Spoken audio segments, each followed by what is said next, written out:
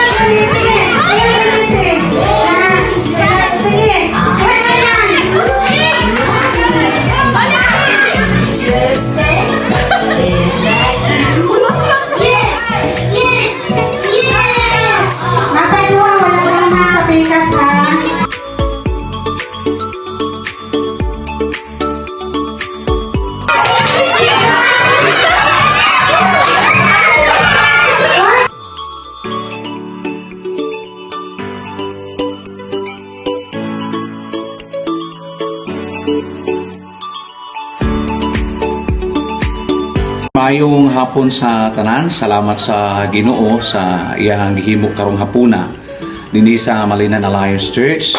Salamat sa ministry outreach sa church na himo karong hapuna. Uwan sa mga facilitator, salamat po sa mga parents, sa mga miyembro nimo simbahan nga diin na himong parte po na nga programa. Daghan kayong salamat. Ang katuyuan niini, una, bring the child to Christ. May mupod sila maabli ng unang-una diha sa espirituhanon nga pagkinabuhi. So salamat kaayo sa ilang pagtugot gyud sa ilang mga parent. Unya sa tanan nga mga facilitator, salamat. O sa mga miyembro, uban pa mga supporters namo, mga sponsor namo dinhi sa church, nasa gawas, salamat kaayo. Ang Ginoo magapanalangin dili ta mo maisa-isa sa inyong gi-invest nga material nga butang para dinhi sa ministry sa Malinan Alliance Gospel Church. So, sa Dios ang himaya niining tanan. God bless us all. Mayong hapon.